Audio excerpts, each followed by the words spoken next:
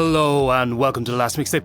My name's Stephen White, and on this week's show, we look into Clipse, Pusha T, and the full contact sport of music.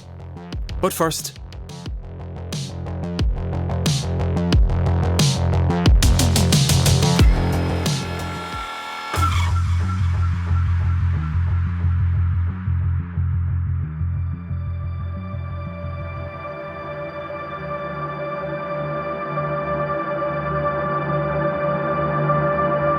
where they think that you went too far. I don't care. Well, I don't care. Oh. There is no too far. I don't play like that. That's why you don't play with me. Right. That's why you don't play with me. Right. There is no too far. Right. It's not. Right. Forever. not my words, but the words of legendary rapper and one half of Clipse, Pusha T. Why, dear listener, and indeed, dear viewer, were we just listening to Pusha T talk on the sport of rap at the very beginning of this week's show? Well, I thought with the release of Clip's brand new album, Let God Sort Him Out, we'd delve into Clipse, Pusha T, and the full contact sport of music. And as always with the show, this is a arts, culture and music and indeed a vibes run show. So the details of when it was recorded, who recorded it, what time of day it was, who shook hands with who, all that kind of type of stuff doesn't really bother me. What I am into is the cultural aspect of music and the cultural and artistic aspect of creators themselves. So that's what we'll be delving into in this week's show.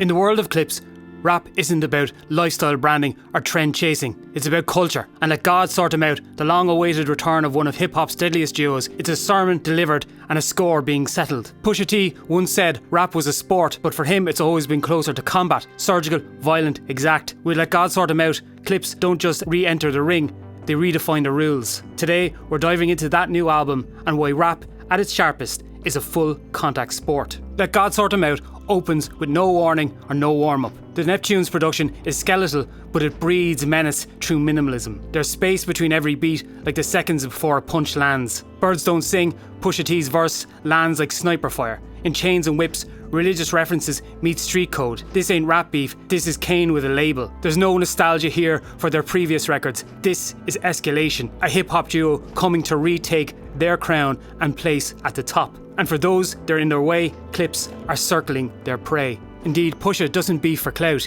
he beefs for clarity. Every diss is a thesis. With Wayne, he waited. With Drake, he dismembered. Adnan wasn't just a diss, it was a reputational deconstruction. This is what makes Pusha different. The aim isn't noise, it's precision.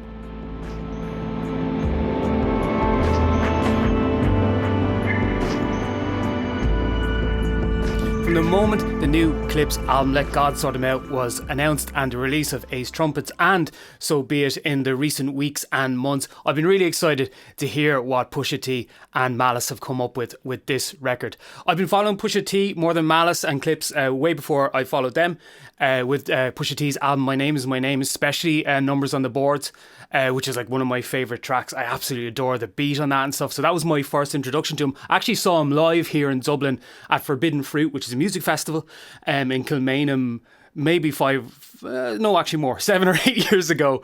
And I absolutely loved his performance there as well. He's an incredible performer. And the more I kind of found out about him, the more I kind of delved into his music, the more I loved his attitude towards the art and the craft. And indeed, with this album, I've been more introduced to his work with Clipse and his brother, No Malice or Malice Now. And I really like both of their attitude towards rap as a culture, rap as kind of, as I say, a contact sport, as competition, as wanting to be the best, wanting to be the king of the mountain. And it really comes across in their music, and it also comes across in Pusha T's previous beefs, as you say, with Drake and The Story of Adnan, where he absolutely destroyed Drake so much that there was no rebuttal. And it would be, a lot of the people think it is kind of the blueprint to what Kendrick would do to Drake later on, earlier last year. In fact, I think I saw an interview recently with the Breakfast Club where Charlemagne the God was saying to Pusha T that he was kind of an accessory to murder in that way because he had laid the game plan out so well. And in that interview that you heard at the top of the show, where he's talking about that, there is no too far for me. I will go as far as I need to go, and kind of leave me alone. I'm, like you don't want this. And as well with the Kendrick verse as well, where Kendrick pretty much called out everyone in the rap game, basically saying, I'm the best and I want to be better than you. I want to kill your careers. And there are rappers who took that as a challenge, who took that as, yeah, let's do this. Let's go toe to toe and let's find out who is the best. And I actually love that aspect of it. And it really shines through as well on this record. It just feels like an album that God saw them out. That's just like announcing yourself and saying, no, we're putting ourselves back at the top of the mountain. We're going to deliver something that dwarfs everything else around it. That's what we're attempting to do with this record. And we're going to have these features from Kendrick and Tyler, the Creator, and people like that. But also they're at the center of it. Even if you look at the music video for So Be It and stuff, they're very much at the center of it, as well as just the artistic merit of it as well, which I really, really love. And I love that attitude to it. As somebody, like, I'm from Ireland, obviously, so I am looking in on the culture. I'm not a part of it, obviously, but just being able to experience it and watch it and just see that kind of competitive nature. A lot of the time people say art should not be a competitive thing, and I would mostly agree with that as an idea. I don't like award shows for that. That doesn't really do anything for me. But I think this has historical precedent. I think it has cultural precedent. I would point to the FD Signifier video, actually on Drake, where there's more of a history of rap and a history of beef in it. I will link it in the thing below. I've linked it before, but it's such a great series of videos and you should check out his stuff as well. I think it's really cool. And yeah, so that's what really drew me into this record. And as soon as it dropped there on Thursday night here in Ireland, Friday morning, I just went straight to the Kendrick song. I wanted to hear, I know it was leaked on IG, but I wanted to hear what he had to say, hear how this track comes, Chains and Whips. And my God, I was absolutely blown away.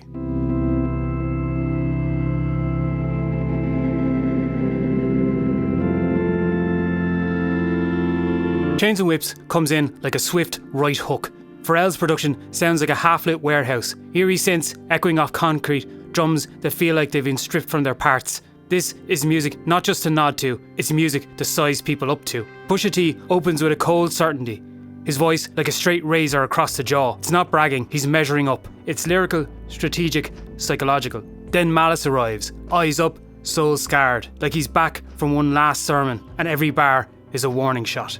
And Kendrick enters with a snarl and a grudge in the tone of his voice. As always, he's rapping to win, like he's on top of the mountain, and he's pushing bodies back down.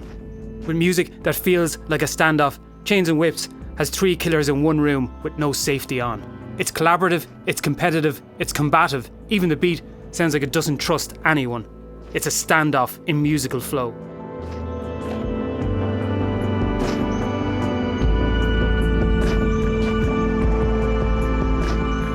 And because Let God Sort Him Out is like so fresh in the mind right now, so I'm only really just going through all the tracks. Even on my walk in to record this, I was kind of listening to POV, which is like fast becoming one of my favourites on it with Tyler, the Creator.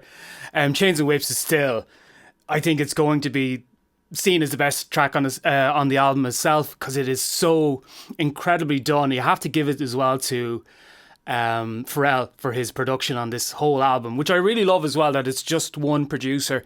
There's guest spots coming in, but like having the cohesiveness of there being just one producer on this record, I think really pays off to it. And having both Pusha T and Malice at the centre of it. Malice as well, for me, is kind of almost like the hidden gem for me, as kind of, again, somebody who's new to the sound of Clipse, although I knew Pusha T.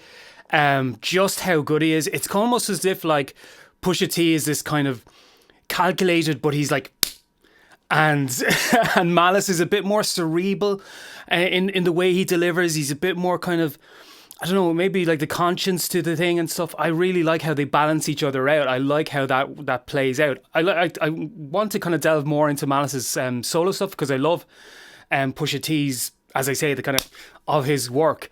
So I want to see just how he works on his own, and like having them come together on this record is so incredible. I mean, Ace Trumpets, Chains and Whips, as I say, POV as well, are all kind of my favourite records or favourite tracks on the album so far. So I'm really just delving into it. But I really think it's an incredible work. And I say it plays into that idea of rap or hip hop being this kind of a sport, being a competition, being like full contact, like really going for people. I know that there are references in this record, and I will shout out Screwface Sean, No Life Shack, and Knox Hill, whose reaction videos I've been watching just to get the kind of the idea of the subliminals in it, the backstory to some of it, because you don't get this in because we're normally talking, although we've been talking about Bob Villain and Kneecap in recent episodes, we don't really see that in like indie bands. You're not going to see Fontaines and Idols or Lankum and Kneecap. Well, Kneecap maybe, writing diss tracks about each other, or saying I'm the best, I'm better than you. Like, it'd be great if it did, actually. I'd love that. I think that'd be amazing.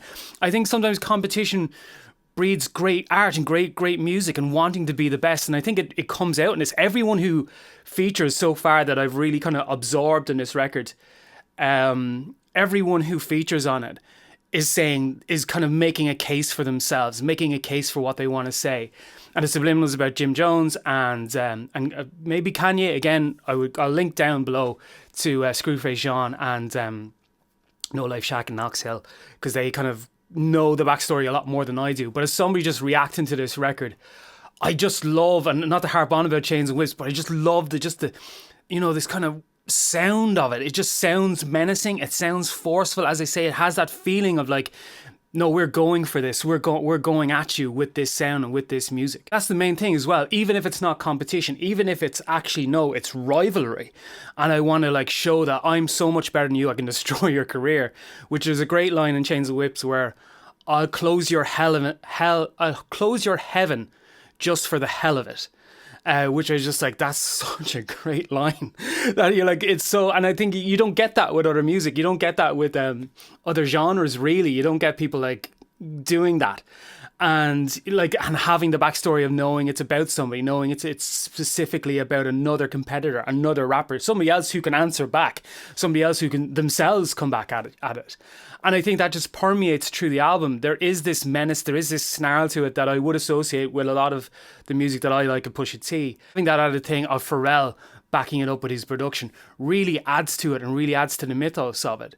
And I think as well, is kind of, it's the atmosphere of it. And since the Kendrick Drake feud, which is obviously not the only rap feud that's ever been, but it's probably the most pertinent that people are talking about right now. You could even look at, Eminem, when he destroyed Machine Gun Kelly so badly, he had to change genres. I think there's something about it. There's consequences to it. There's something at stake. There is real stakes to it artistically and career-wise. And I think that kind of adds to it. It adds to a kind of a sense of like, this need to be the top. There's a real want for it. There's a real need for it. There's a real, position that people are talking about. And there's a responsibility to it too. I mean, you feel it on Kendrick's choruses or verse as well, that like this kind of idea that, I'm not playing around. I'm not into that kumbaya shit. I will just come for you. And because that's what this is. I need to be the best. I believe he says it in an interview with somebody. I have to be the best. I think it's with Rick Rubin. And that need and that want and that drive permeates through his music as well. I think Pusha T and Clipse and Malice on this record have really just kind of, I think, added another layer to it, added another voice to it, with a record that uses that symbolism, that uses that wordplay in a way that like cuts incredibly to the point. And as I say, having Pusha T and Malice as kind of like scales almost, kind of balancing each other out and sometimes going this way and sometimes going that way, and then having a feature on on different tracks and stuff like that, I think really adds to like a bite and an entertainment to the art as well, because you just want to see what's being said. You want to delve more into it. You want to understand more about it. You want to see what people come back with. You want to see what the back and forth is. You want to know, just how much damage this did in terms of the verses and stuff. Makes you want to know more and more about it. It makes you want to delve into the backstory. It makes you want to like hang on every word. And I think that's such a powerful thing too, because people engaging in art in that way, and I was speaking about the people who are doing the reaction videos and they're going like line for line and they're like explaining what the subtext of these things are. And I've learned a lot about hip hop from watching these videos. I think it was Screwface Sean and he was talking about like, you know, there's different rhythms within rhythms, and there's different words within words, and there's a bit in Chains and Whips as well with Kendrick, and he's hitting the letter G quite hard in the different parts of it, and it rolls right out. And I think it's incredible just to see the layers and the amount of work it takes to write something like this, to hit those subliminals, to hit those like to the face kind of call outs. I think it's incredible. I think it's an incredible way of approaching art. I think it's an incredible way of approaching music. As I say, a lot of people would say, well, music should not be a competition. Music should not be a competition. We should all be, you know, working together. And I think that works. But I think there's a lot more to rap where that isn't necessarily always the case. Obviously, Kendrick, when he had the Pop Out concert last year. Juneteenth. He was able to bring whole communities together as well. So I think that also plays into it. There is a communal sense of it. Like we were talking about communal nature a couple of weeks ago of Irish music and different voices in Irish music now as well. We also have like obviously like Denise Chila and God Knows, and we have Russ and Ganu family and Kneecap, but people who are doing hip hop and stuff like that. But we also have like traditional music, and that's all melding together, and that there's something, you know, within the atmosphere and the Irish experience write in a certain way and makes us write about certain things and in certain rhythms and stuff like that, and having new music and new ideas added to it only expands that and makes it even better. And I think there's something about just watching and understanding this, you know, this feeling of this combative nature, this competition of battle rap, if you want to call it that, or beefs, if you want to call it that, is just another way of looking at art. And I think on Let God Sort Them Out, Clipse really deliver on that. I've just only heard the album for the last day and a half, so I can't really come here with a review and tell you definitively how good or how bad or whatever people want to say. I think it's an incredible record. I really enjoy it. There's so many songs on this that I'm going to go back and listen to, that I'm going to put in rotation, and I think that's always a really good sign. You can review albums till the cows come home and say that this album is great and this is a 10, but are you putting it on your playlist? Are you putting it on your walking playlist or your gym playlist or your running playlist or whatever you're doing? And there's definitely songs, So Be It for sure, Chains and Whips. I think POV might make it, and Ace Trumpets as well. I have to delve into the back end of the album a little bit more too, but I really, really enjoyed this album. And yeah, and I think if you're a listener who doesn't normally listen to Clipse or Pusha T or hip hop in general, definitely check this out. I think it's such a great album, and there's so much creative elements to it, and sonically as well with Pharrell's production too, that just really stands to it.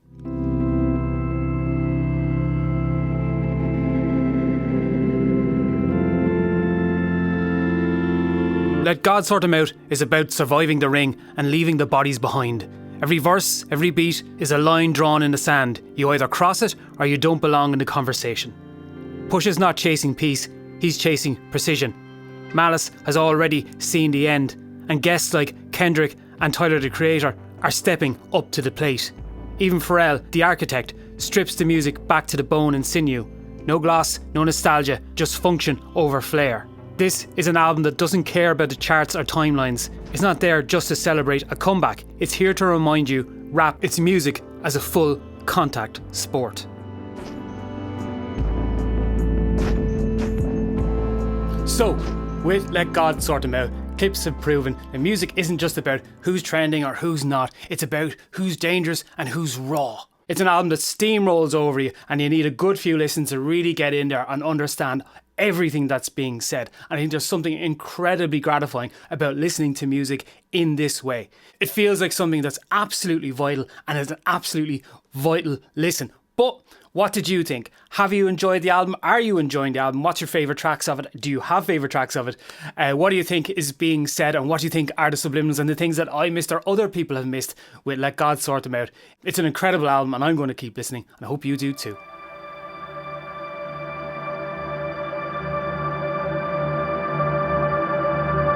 I was like, I'm different. Like, I understand. Like, I listen to rap. Right. I understand. It's the sport of hip hop. It's the sport. It's the sport of hip hop.